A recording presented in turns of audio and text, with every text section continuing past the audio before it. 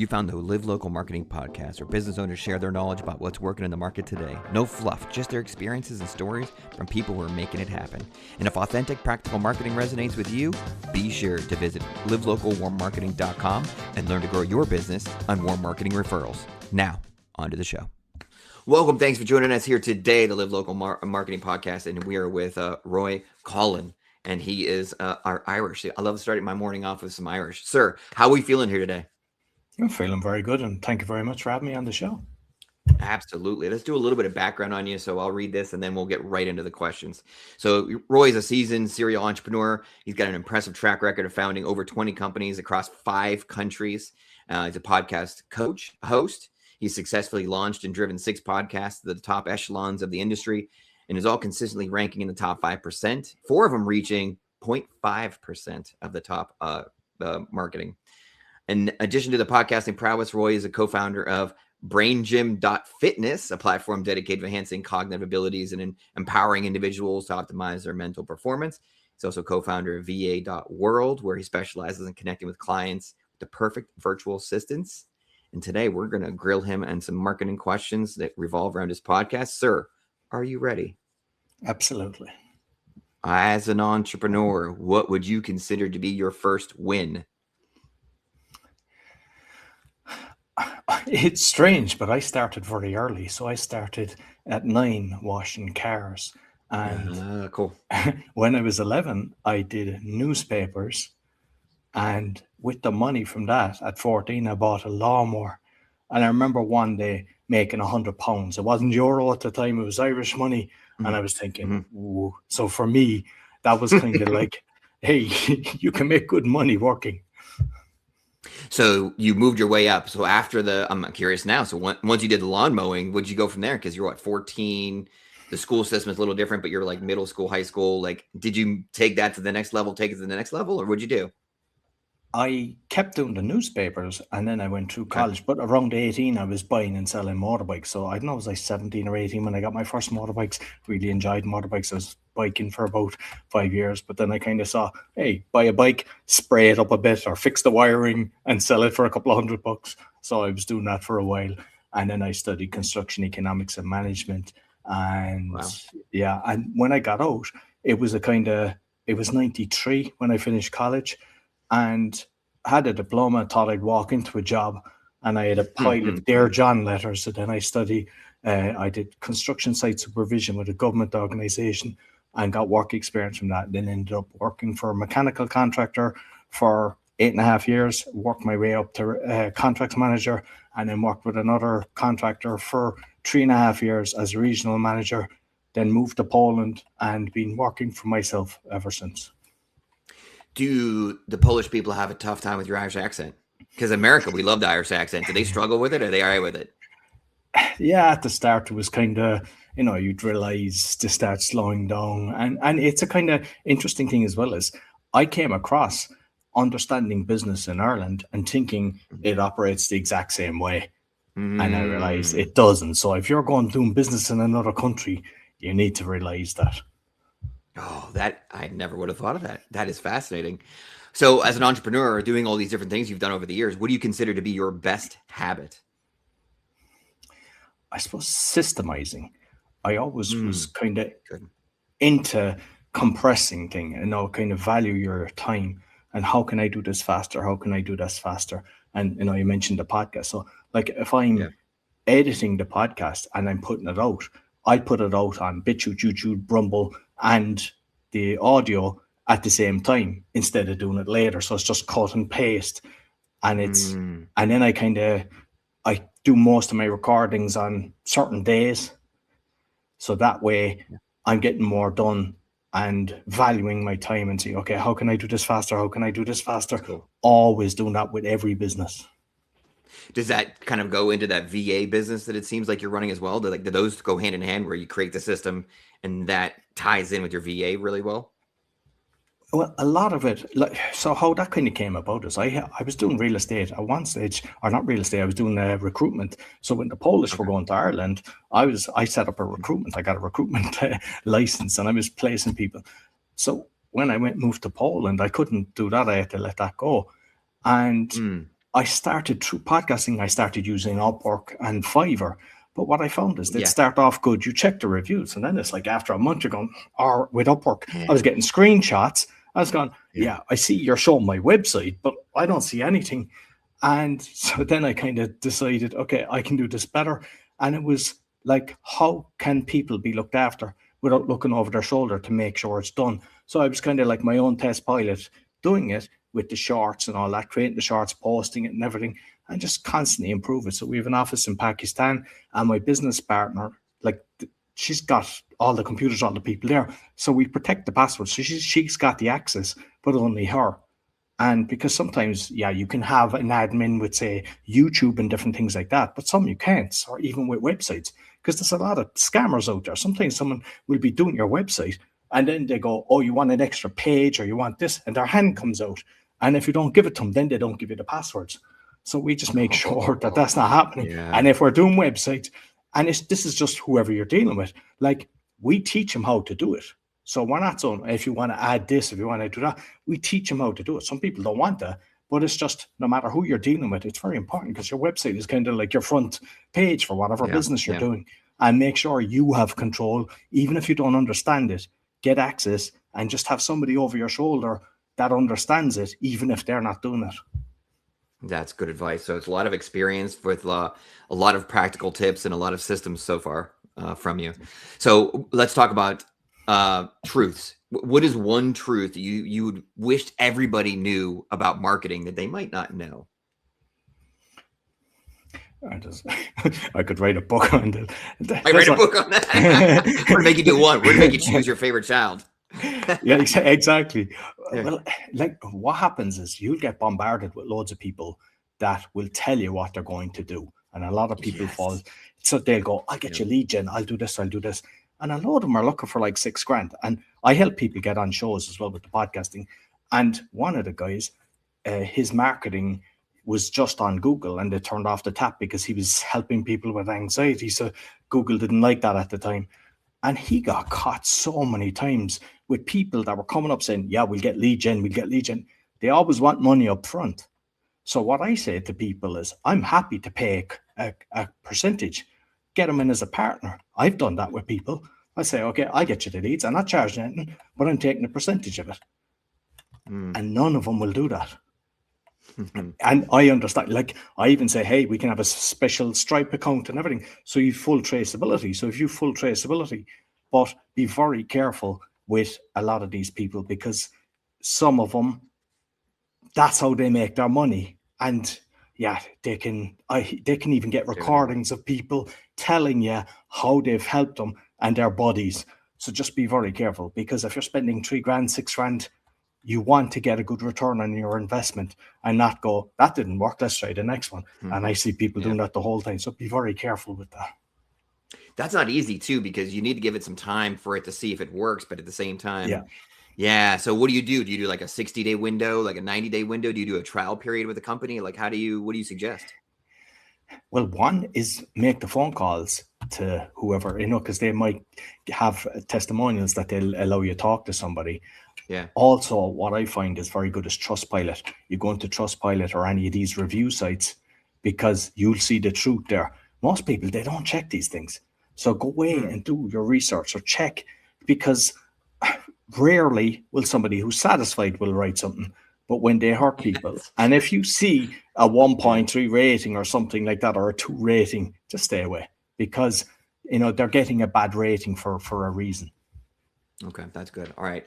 So you have the VA stuff, and you've got a lot of these things going on. What stuff do you still personally do in a company? What things do you hand off to a VA, and why? So the one thing I do, and I mean, I've released over 1,750 episodes. I've edited them all myself. And the reason, a lot of people say, oh, why don't you outsource that? The reason being is, I mean, I'm talking about crypto. I'm talking about one is on corruption, and fraud, but with solutions. They're not at my level. They're not reading 100 books a year. They're not doing these things. So when I'm going through it, I'm making the timestamps of what I know is a good point. Just like you do. You have the questions and you go, okay, this is going to work. This is going to work. Because you said that to me, which is brilliant. And by me doing that, then I know I'm getting good content. how I outsource that. Then I upload it to YouTube. They take it from there because you can use ClickGrab, because a lot of times people are using, save it to Google Drive or WeTransfer, stuff like that. That's all time. So just, I just add it onto a show list of the things that I've put up. They take it. They have access to all my Facebook and everything, and Rumble and different channels, and they put all the shorts there. I don't even have to check it. And just, this is one for you as a podcaster, but other people as well. A lot of time people are using, say, Opus clips or different things like that. They're great. Yeah, they work. But a lot of times you'll have to move the needle as well, because it's not getting the exact point. You don't want to start like where I'm just talking about stuff. You want to get you in as well, where you're asking the question, because you want to be promoting yourself as well. But it's not telling them where to find you. And unfortunately, with a lot of these social media platforms, they don't want you to leave. Facebook don't want you to go to some other platform. X doesn't. So what people were doing is they were writing, find the full episode here. Then it's not getting pushed out because they don't want that. Anywhere. Then people they were saying, find the link in the comments. That worked for a while. Doesn't work anymore. So what we do, have a QR code or your website in the short. And then you can upload it to the different places and put it out. And I mean, sometimes on the post, I remember one time I got on 6 shorts, I got 10,000 views. So you can do very well by just being creative. So whatever business you're doing, do it that way. Is it the phrase, the wording? Hey, check out that clicks the algorithm, or is it the links that like click in? I mean, it's if you put a different website, they know you're going to leave, so they don't want that to happen. Whereas if it's in the video, like I'd have, say, my name.com or whatever, or a QR code. Sometimes for our clients, we do it a QR code. So people, if they like it, they just take out their camera, take a scan, and they find the person's details. That works a lot better. Okay. And you're always, you find listeners, for your show. That's awesome. So you mentioned already a little bit about budgeting, spending a ton of money on marketing and so forth. What would you say to somebody who's just getting like early stages? What's the best use of their budget? A quick break before we get to that next answer, because I know that answer is going to be brilliant, which is why I chose this moment to interrupt. If you love what you're seeing and you want to run your business off of warm marketing referrals, visit our website, livelocalwarmmarketing.com. It's got valuable resources, office hours, memberships, the book, an array of resources to help you get rid of cold calls, cold leads, door knocking, and run a business you can be proud of through referrals and warm marketing. Now, back to the show. You see, like I like to do as much organic as I can, and whether it's Facebook or any of these things. But the problem is, once you start paying, your organic kind of disappears. And I've noticed that over the years. It's like, it's very hard to get. So just figure out what's working. So look at your competitors, what they're doing, what kind of ads they're doing, and are they repeating it? And if they're constantly doing it, there's a good chance that's working. You don't have to spend thousands on it. You can do $10 a day, $20 a day, and just play with it and just keep tweaking. It's the copywriting as well. Like I'd recommend reading books like Ted Nichols on wordsmith and stuff like that. So like understanding the words that you use, because sometimes people, they think it's all about the graphics. There's a lot of different things to grab people's attention. Like anytime I'm doing a title on anything I'm doing, I'll use a capital letter for the first of each word. And people would often say, oh, that's not proper English. That doesn't work. That works. That grabs your attention. So I don't care what's proper English or whatever. At the end of the day, somebody is scrolling and you're grabbing their attention, and it might be the word at the end of it that they see. And by having the start of it as a capital letter, sometimes one word is capitals, all caps.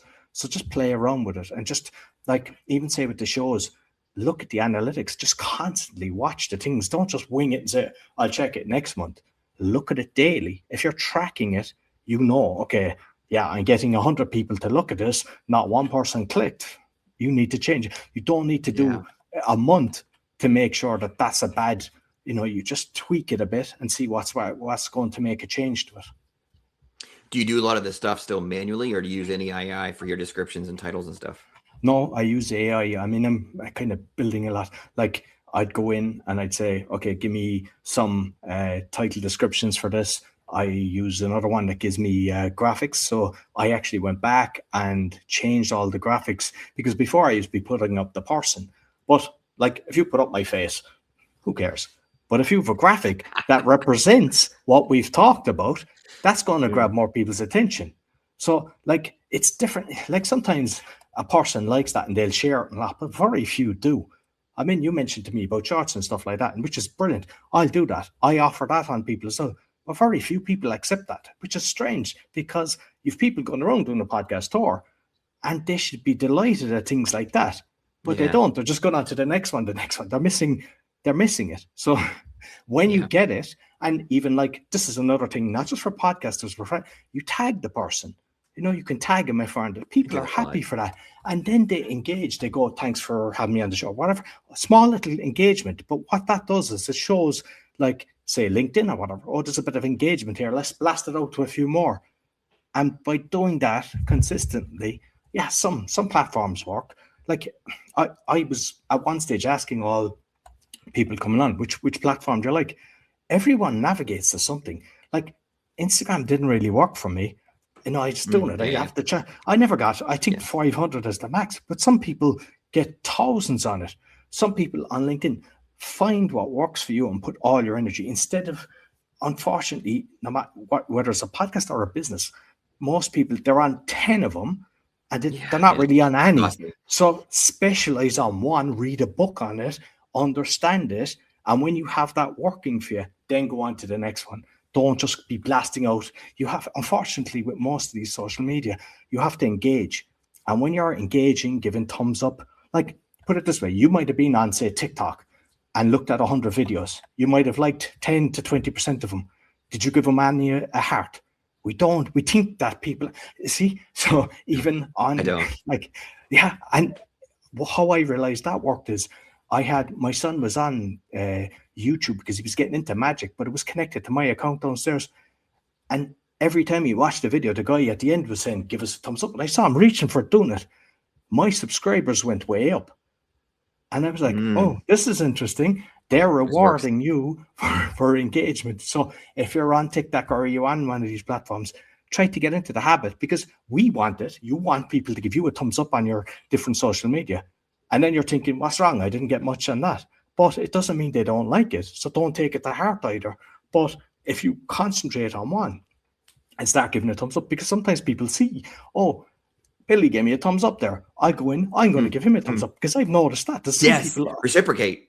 Exactly. Yep. And that helps you. So if you put the energy, you don't have to be doing hours of that a day. You can set aside, okay, I'm doing 15 30 minutes at a certain time every day. This is my social media time. It pays off and it's worth the effort. Okay, so you're saying that stuff, those work, 10, 15 minutes, 30 minutes works. Let's go to the other route. What is something that you used to do that, like, you don't do it anymore? This doesn't work. Stop doing this. It's useless. There's a lot of things on that as well. Like, I suppose, like say the Instagram. I was on the Instagram. I was trying to get. It didn't work for me. It was like, this isn't working. I'm not getting followers. Yet sometimes people will just keep doing it. So I found that wasn't working for me. I'm trying to resurrect it now because I've got a few things to work. Like Reddit. Reddit worked really well for my Polish one, because I was in Polish in. There was a few different Reddit groups that I was in, and they were allowing me to post. But when I tried it with my other podcast, they were blocking me. They were saying, oh, you have to have so many points and all this kind of thing. But for the Polish one, it really worked. So if you can figure out Reddit, it works. But the same thing is, you have to kind of give a bit of value as well, or commenting. So now I've set up another one because I have the Podfather, kind of helping podcasters. And I'm trying to go in and just comment on people and stuff like that and build it slowly. And I think it's like the same thing, because if, just say you had a question in one of these podcasting groups and I went in and answered it without selling yet, and you go, oh, that's interesting. Then you check out my profile, and my profile has got my link to the things I'm doing. So by giving value, sometimes it comes back. So you would forego the salesy stuff. Like, you never go in and pitch. You never go in and say, buy my stuff. That's really the thing you never seem to do, like, based on all this back and forth we've had today. Yeah. And So even if I have a call, it's something I don't like because I've seen people doing it. There's a lot of them, I call it slimy sales tactics. The kind of, I'll take yeah, it away, or you don't know what you're missing. I have never pushed a sale because I want the person to want what I'm saying, whether it's the VA or podcast coaching or whatever. I want them to do it. And, like I have different levels for different budgets. yeah, But I think when people, that's why people have a cancellation policy and everything. People are looking for their money back because they didn't really want to do it, or they mightn't have had the funds. And someone yeah. then is using wording to get them in and kind of making them look like, that's why you're not successful because you didn't do this. When I hear You that, sold because it. I mean, I Yeah, talk to a load of people that are trying to sell me stuff, and they're trying to, I've seen people look really nice and everything. And I go, I never, and I encourage everyone to do this. I say, I never make a decision on the call because I want to reflect on what we've discussed and everything. I'm making yep. notes. And I have seen people change into nasty because they've realized, hey, we've had a call for 30 minutes. And it's like, I'm just saying, brilliant. I did not give that person my money. So, just like, I think it's better Yeah, because then what happens is you get a load of testimonials and referrals and people and it coming grows. in. And then you don't get cancellations if you're doing like a school group, nobody's left. So it's small, but it's kind of testament that people are happy when they're not leaving. Whereas I've heard of other school groups, they have a 50% people leaving each month. I wouldn't like to have that. That's kind of saying there's something wrong. You constantly have to fill the funnel instead of, okay, nurture what you've got in there. Yeah, I think back and look about all the bad decisions I've made. I would say 99% of them were like on the spot decisions. All the things I've purchased were like on the spot ones. So yeah, I'm with you. All right. So one more thing, you've been traveling, you're all over the place. What kind of things, as you're doing a million different things, and it sounds like you have children and you have the whole, what do you do to avoid burnout? What do you do to like, because you're running 4 or 5 podcasts, you're running all these different things. What do you do to relax? I play ping pong with my son. I Nice. what I do is when I'm with him because a lot of people they're in work and they're kind of thinking of their family. They're at home with their family and they're working, and it's like wherever you are, be there.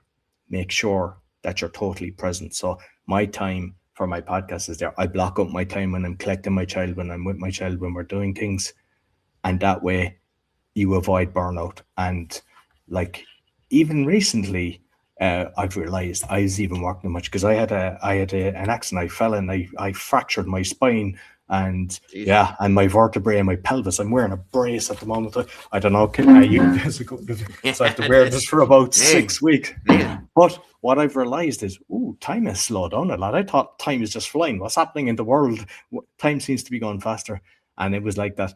I'm kind of spending too much time on the screen. And it was a lesson for me as well to step back. But I think the main thing is when you're with family, be with family. When you're doing things, don't be trying to do 3 things at once. And like say the phone, I don't have notifications. So like, you were asking about how I can do all these editing and everything.